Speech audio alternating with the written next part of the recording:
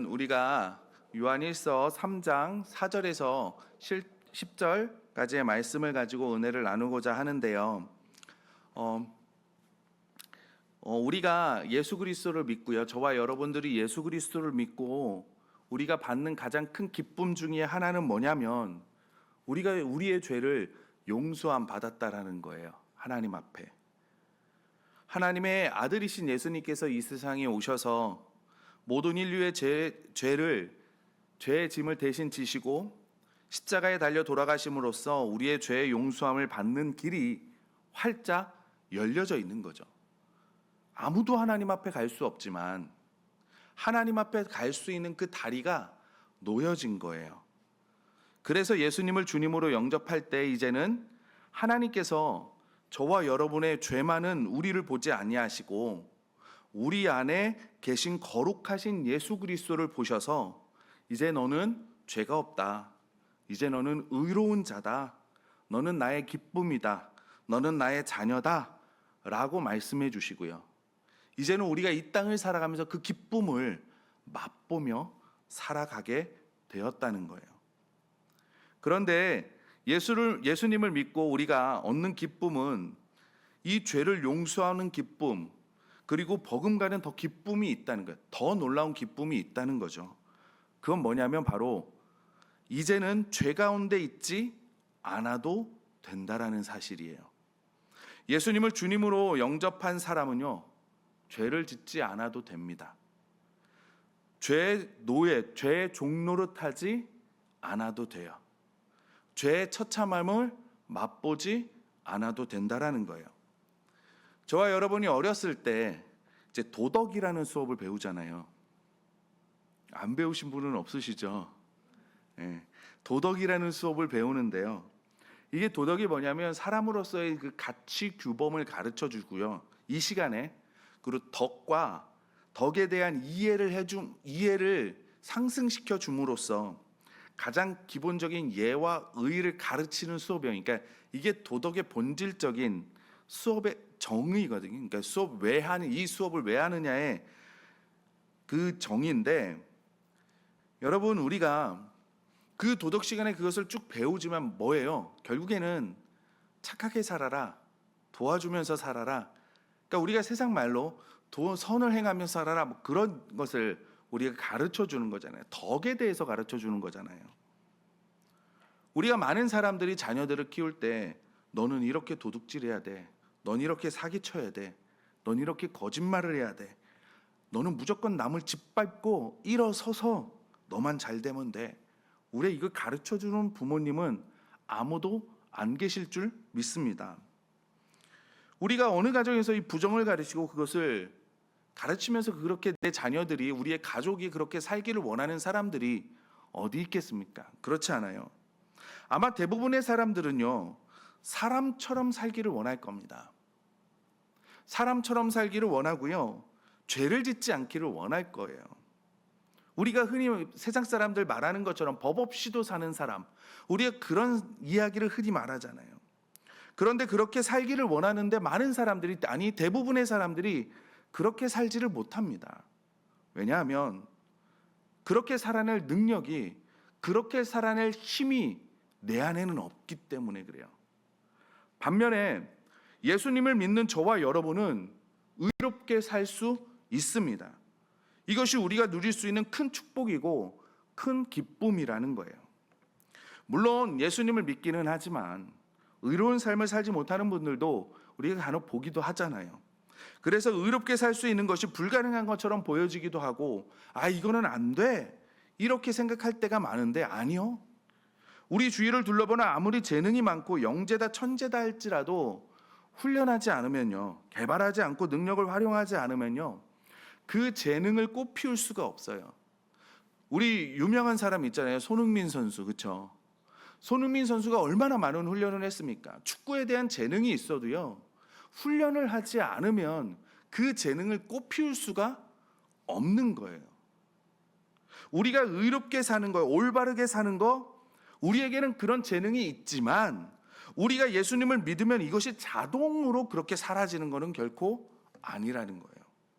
우리 안에 있는 것이 무엇인지를 깨닫고 우리 안에 있는 것을 개발할 때 비로소 우리가 의로운 삶을 살 수 있고 죄에서 자유할 수 있는 것입니다.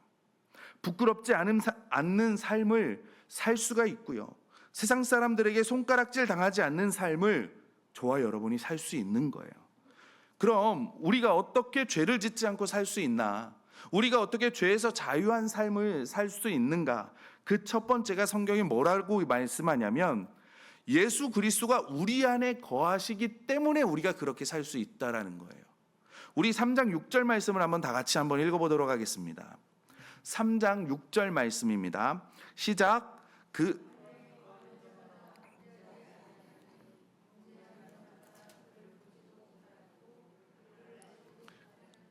아멘. 그 안에, 그가 누굴까요? 예수님이죠. 뭐예요? 예수님이라고 그 단어를 바꿔보면 예수님 안에 거하는 자마다 범죄하지 아니한대요. 그럼 여기서 질문이 생기죠. 범죄하지 않는다고 했는데 도대체 죄가 무엇일까라는 거예요. 거짓말하는 게 죄일까요? 뇌물 받는 게 죄일까요? 사람에게 해코지하는 게 죄일까요? 물론 사회적으로는 죄고 우리가 그렇게 이해도 하고 그렇게 말도 합니다. 그런데 지금 말하는 성경이 말하는 죄가 그 죄일까? 우리가 4절을 같이 읽어보겠습니다. 4절 말씀입니다. 시작. 죄를 짓는 자마다 불법을 행하나니 죄는 불법이라. 아멘. 죄는 불법이라고 말씀하고 있습니다. 그러니까 하나님의 법을 어기는 것을 죄라고 우리 성경, 한글 성경은 그렇게 말하고 있는데요. 제가 발음이 안 좋아서 굳이 영어로는 말씀을 못 드리겠습니다. 그러나 이걸 영어 성경으로 보면요. 이 불법이라는 것을 영어로 해석을 해보면 뭐냐면 무법이라는 거예요. 무법. 여러분 흔히 우리가 법 없이 산다 얘기하잖아요. 근데 정말 그 사람에게 법이 없을까요? 정말 우리가 법이 없는 삶을 살까요? 아니요. 법 없이 산다라는 사람도 자기만의 기준을 가지고 그것을 법처럼 살아갈 겁니다. 내 삶의 법을 가지고 살아가는 거예요. 내가 내 스스로. 그러니까 근본적으로 죄라는 것은 뭐냐면 하나님의 명령을 거부하고 하나님의 뜻을 거부하고 내 뜻대로 살아보겠다라는 거, 이것이 죄라는 거거든요. 하나님에 대해서 반항을 하고 하나님의 질서에 대한 반항을 하고 이것이 죄의 본질이라는 겁니다. 그래서 하나님의 법을 무시하고 내 법대로 살려는 거, 성경은 그것을 죄라고 명시하고 있어요. 그런데요, 내가 가지고 있는 법이요, 사람마다 다 다르잖아요. 우리가 예수 그리스도를 믿는다는 것을 그건 나중에 생각해보고 사람으로서 믿는 사람이든 믿지 않는 사람이든 법을 가지고 살아가는데 이게 제가 가지고 있는 법과 여러분들이 가지고 있는 법이 다 제각각 다를 겁니다. 왜냐하면 기준이 없기 때문에 그래요. 무엇이 옳고 무엇이 그른지 기준이 없기 때문에 사람들이 내가 가진 법만 옳다라고 생각을 하는 거예요. 그래서 법 없이 살면 참 좋을 것 같은데 다들 자기 법이 있기 때문에 어느 법이 이 세상을 힘을 나타내겠습니까? 어느 법이 더 강하겠습니까? 힘 있는 사람의 법이 더 강하지 않겠어요? 우리 흔히 말하잖아요. 큰 소리 내는 사람이 이겨. 큰 소리 내는 사람들의 법이 더 강해 보이지 않겠습니까? 그래서 그것이 폭력이 되고요. 그렇기 때문에 다툼이 되고요. 시기와 질투가 생기고요. 다 자기가 법노릇을 하니까 사람과 사람과의 관계도 다 깨어지는 거예요. 충돌이 생기고 갈등이 생기는 겁니다.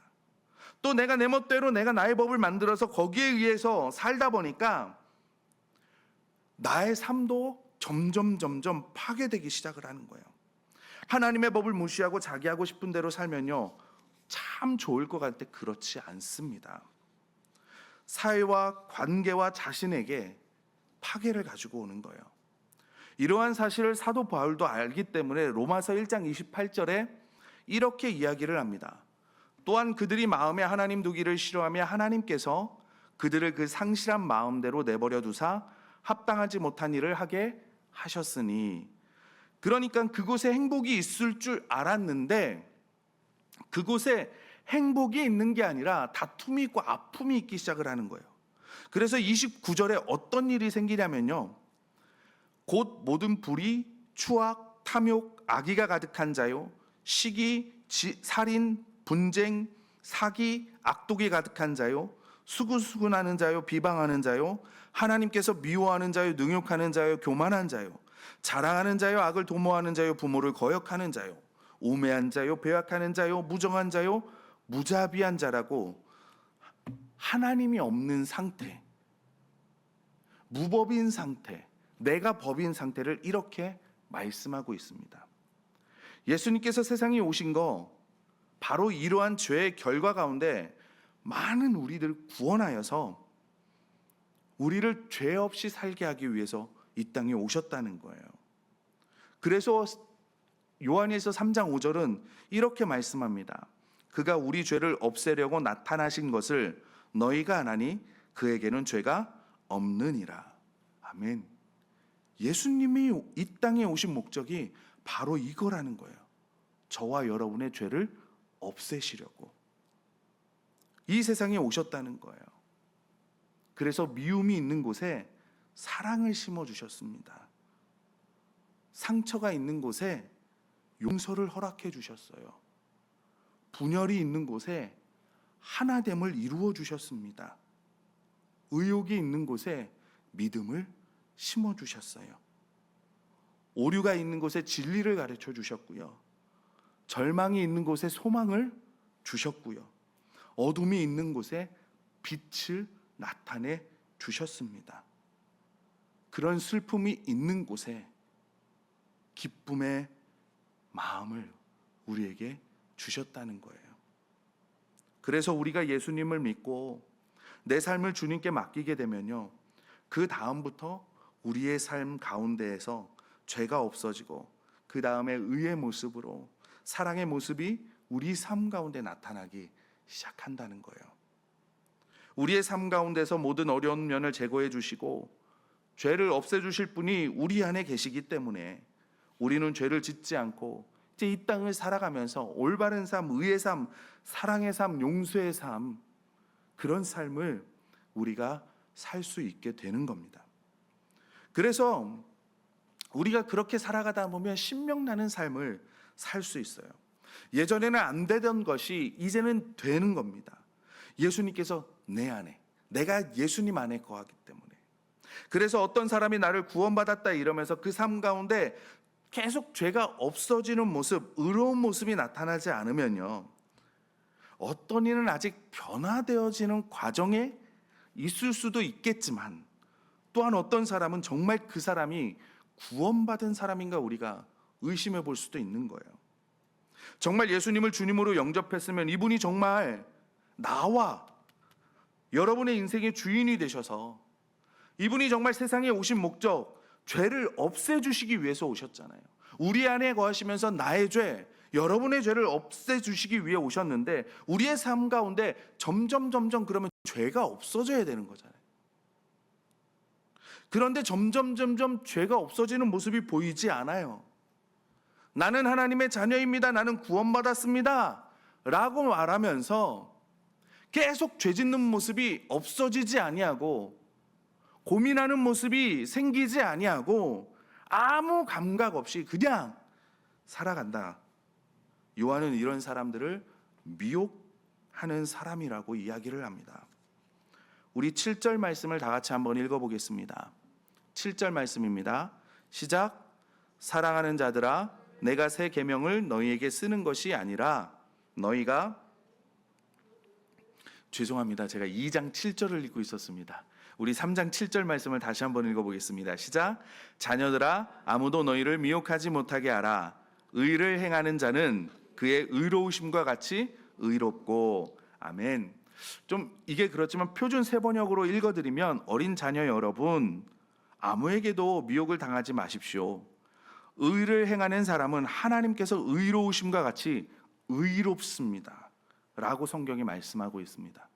정말 의로운 사람, 죄를 용서받고 의로운 사람이 됐다는 사람은요, 궁극적으로 가서는 뭐냐면 하나님의 의로우신 것처럼 그 삶 가운데 의로운 모습이 나타난다는 거예요. 이것이 없는 사람은 자기가 미혹받은 사람이고, 이런 것을 가리키는 사람은 남을 미혹하는 사람이다, 성경이 말씀하고 있는 거예요. 그래서 우리가 가끔 길을 가다 보면 만나지 않아요? 사는 삶이 안 믿는 사람과 별반 다르지 않아요. 전혀 다름 없는 것처럼 살면서 구원의 확신을 가지고 있다라고 말하는 분들이 계시거든요. 전혀 다른 것이 없이, 그러니까 예수님을 믿기 전과 믿은 후에 전혀 다름 없이 1년이 가도 3년이 가도 5년이 가도 똑같다면, 여러분, 우리가 혹은 미혹받는 것이 아닌가라고 한번 의심해 봐야 되는 겁니다. 왜냐면요, 사람은 화장품 가게에서 30분만 있다 딱 나오잖아요. 그럼 무슨 냄새가 나는 줄 아세요? 화장품 냄새가 납니다. 향수 가게에 10분만 있어도 그 사람 몸에서 향수 냄새가 나요. 여러분, 우리가 고깃집에서 1시간 동안 고기 구워 먹고 나오면 어때요? 머리끝서부터 발끝까지 고기 냄새가 나잖아요. 그런데 내가 주님과 1년, 3년, 5년 함께 지내요. 오늘 말씀을 보더라도 죄를 없애시는 그 주님이 나와 함께 10년을 거해요. 여러분, 잉크통에 한 방울씩 수돗물이 떨어진다고, 10년 동안 떨어진다고 생각을 해보세요. 그럼 그 잉크통에 있는 물이 맑아질까요? 아직도 꺼멓게 있을까요? 그 주님과 함께하면서 내가 죄 가운데 머무는 것이 한순간에 벗어나지는 못할지언정 점점 머물러 있는 그 자리에 두시지 않는다라는 거예요. 주님께서 죄를 없애려고 오신 예수님께서 정말 내 인생의 주인이라고 하면 그런 삶을 사는 것을 주님께서 허락하실까요? 예수님이 세상에 오신 목적이 바로 죄를 없애려고 오셨기 때문에 예수님께서 내 인생의 주인이 되시면 우리 삶 가운데서 어두운 면이 점점 물러나게 되어 있습니다. 나에게 탐욕이 있을 수 있어요. 탐심이 있을 수 있어요. 그러나 내가 주님 앞에 계속 머무는 한, 주님이 내 안에 계시면요, 그게 점점 옅어진다는 거예요. 이기심이요, 질투심이요, 죄요, 이것이 점점 옅어진다는 거예요. 우리가 예배가 끝나고 집으로 각자 다 돌아가실 겁니다. 요즘에 해가 짧아져서 어둡잖아요. 어두운 길을 가는데 어떻습니까? 가로등을 점점 가까이 가면요, 내가 빛 가운데 가면 내가 어두워졌던 내 몸이 점점 밝아지잖아요. 이처럼 우리가 주님이 우리 안에 계시면요, 한순간에 변할 수도 있겠지만 대부분의 사람들은 점점 변화되어진다는 거예요. 우리가 많이 불렀던 찬양의 가사 기억하십니까? 주여 나를 평화의 도구로 써 주소서. 미움이 있는 곳에 사랑을, 허물이 있는 곳에 용서함을, 의심 있는 곳엔 믿음을, 절망엔 희망을, 어두운 곳엔 빛을, 슬픈 곳엔 기쁨을. 이게 성 프란시스의 기도문이거든요. 이렇게 살 수 있는 이유는요, 주님이 우리 안에 거하시기 때문에 가능한 겁니다. 이러한 주님의 평화와 도구가 될 수 있기를 주님의 이름으로 축원합니다. 죄짓지 않고 죄에서 자유할 수 있는 두 번째 비결은 뭐냐면, 예수님께서, 내가 예수님 안에 머물러야 합니다. 우리 6절 말씀을 다 같이 다시 한번 읽어보겠습니다. 6절 말씀입니다. 시작. 그가 내 거하는 자마다 범죄하지 아니하나니 범죄하는 자마다 그를 보지도 못하였고 그를 알지도 못하였느니라. 아멘. 예수님 안에 거하는 자마다 범죄하지 않는다, 성경이 우리에게 말씀하고 있습니다. 그럼 예수님 안에 거한다는 것이 무슨 말씀입니까? 보통 우리가 하나님의 말씀대로 살기 위해 노력을 하잖아요. 저도 노력을 합니다. 우리 성도님들께서도 노력하는 줄 제가 알고 있습니다. 내가 그리스도인으로 이러면 안 되지. 내가 예수 믿는 사람으로 이러면 안 되지. 내가 저 사람도 사랑해야지 하고 화도 내지 않아야지 하기도 하고요. 근데 여러분, 제 경험을 보면 저 사람도 사랑해야지, 그리고 막 기도를 하고 사랑해야지 하고 그 사람을 딱 만나잖아요. 그럼 제 경험상 왜 미워질 일이 더 많은지 모르겠어요. 저 사람을 용서해야지 하고 화를 안 내야지 그러고 딱 만나면요, 화날 일은 왜 이렇게 많은지, 시험 들게 하는 일들은 왜 이렇게 또 그 당시에 또 딱 만나게 하는지 모르겠습니다. 그런데 보면 그것은 어쩌면 내가 내 힘으로 죄를 이겨보려고 하는 것 때문이 아닐까 생각되어져요. 우리가 죄를 집중하고 상황을 집중하는 동안요, 저와 여러분은 죄에서 승리하지 못합니다. 이때 우리가 어떻게 하냐면 예수님 안에 거해야 돼요. 제가 들은 이야기인데, 오래전에 제가 성경 공부를 하다가 가르쳐 주시는 목사님이 이제 예전에 있었던 이제 그 얘기를 해주시는 거예요. 이 목사님이 청년들과 함께 어느 섬에 이제 2주 동안 단기 선교를 가셨대요. 여름에. 2주 동안 거기에서 이제 전도도 하시고, 교회에서 이제 뭐 주일날 마침 또 여름 성경학교도 있어서 또 하시고, 뭐 거기서 많은 일들을 하신 다음에 이제 2주가 지나가지고 모든 일정을 마치고 다시 돌아오기 위해서 선착장에서 이제 딱 기다리고 있었답니다. 여객선이 오기를. 근데 그때 이제 교회 장로님이 딱 목사님에게 오시더니 이렇게 말씀하시더래요. 목사님, 아직 배가 들어오려면 2시간 정도 남았습니다. 그런데 이 섬 뒤쪽 있는 절벽이 유명한 절경입니다. 절경입니다. 근데 이게 구경하기가 쉽지 않은 게, 파도가 심하면 그걸 나가서 구경을 못 하기 때문에. 그런데 오늘 딱 보니까 파도가 잔잔하고 지금 딱 구경하면 너무나 좋습니다. 이거는 정말 기회가 안 되면 못 보는 절경이라고. 그냥 배를 착 타고 넉넉 잡아도 1시간, 한 40분이면 돌고 오니까 한번 보면 어떠냐고. 절경? 그리고 이거는 기회가 아니면 못 본다? 언제 또 이 섬에 오겠습니까? 목사님이 들어보니까 너무 좋잖아요. 그러면서 마음에 그래, 하나님이 만들어 놓으신 아름다운 것을 보자. 그리고 청년들을 모아가지고 그 장로님의 배를 타고, 어선을 타고 저희 통통배를 타고 쫙 갔답니다. 근데 이제 방파제 같은 게 이제 파도를 막는 그것을 딱 지나가는 다음에요, 파도가 치기 시작을 하는데 어부들이 봤을 땐 별로 안 치는 거예요. 근데 처음 경험한 사람들이 보면 너무나 파도가 큰 거예요. 그러니까 파도를 타고 배가 붕 떴다가 푹 앉고, 붕 떴다가 푹 앉으니까 맨 처음에 붕 떴다가 딱 앉으면서 목사님이 엉덩이가 붕 뜨니까 첫 마디가 뭐냐면 청년들을 향해서 잡아! 그래가지고 그 배에 있는 줄을 꽉 잡고 기도했답니다. 하나님 살려달라고. 청년들도 뭐 고개 숙이고 막 그 배를 40분 동안 그러고 딱 왔대요. 선착장에 와가지고 하나님 감사합니다, 하나님 감사합니다 그러고 있는데, 장로님이 딱 오시더니 말씀을 하시더래요. 장로님, 목사님 잘 구경하셨어요? 구경은 무슨 구경이에요, 죽다 살아났는데. 그러면서 속으로 확 이게 올라오는데 갑자기 하나님이 딱 그러시더래요. 잘 구경했니? 잘 봤니? 그러시더라는 거예요. 그러면서 마음에 어떤 계속 그런 말씀들과 그게 막 하면서 내가 이 파도에만 너무 집중하다 보니 하나님이 만들어 놓으신 그 아름다운 것을 보지를 못했구나.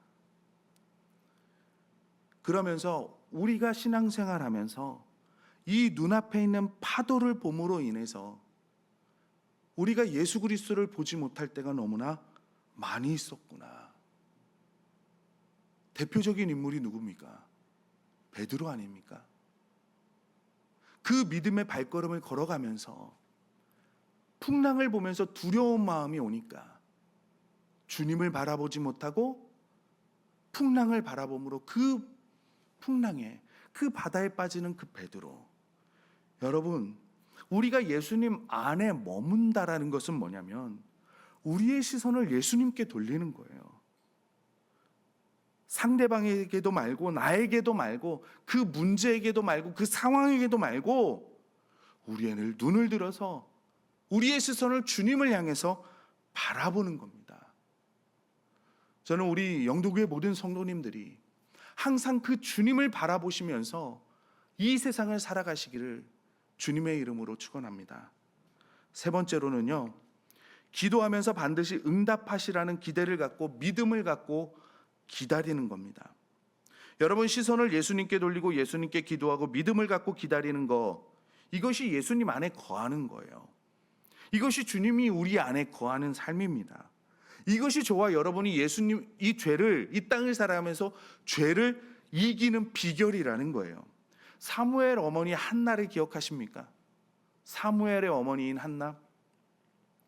한나는 아들이 없잖아요. 그런데 분인나가 매번 예배 시간만 되면 한나를 격분하게 하잖아요. 화나게 하잖아요. 힘들게 하잖아요. 괴롭게 하잖아요. 그런데 한나는 어떻게 합니까? 분인나를 바라보는 게 아니에요. 남편을 바라보는 것도 아닙니다. 어디로 가요? 성전에서 올라가 하나님을 바라보면서 기도하는 거예요. 정확히 어떤 기도를 했는지는 모르겠습니다. 그러나 나중에 보면, 그의 기도문을 보면 아마 계속 기도하가 나중에는 이런 기도가 되었을 거예요. 아, 나에게도 아들이 필요했는데 하나님께도 아들이 필요하군요. 하나님의 일을 할 그 아들이 필요하군요. 하나님 아들을 주시면 이 아들을 하나님께 드리겠습니다. 하나님이 사무엘을 주시잖아요.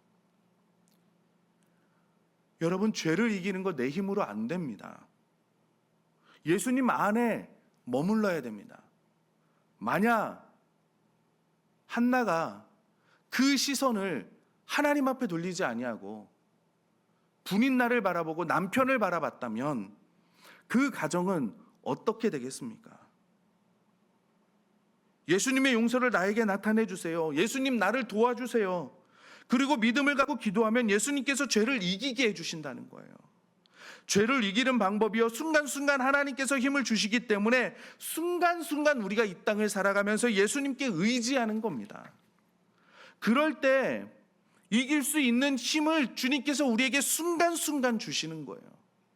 그래서 예수님 안에 머물러 있으라는 겁니다. 거기서 벗어나면 여전히 나의 육성이 나와 내 주변의 사람들을 넘어지게 하는 거예요.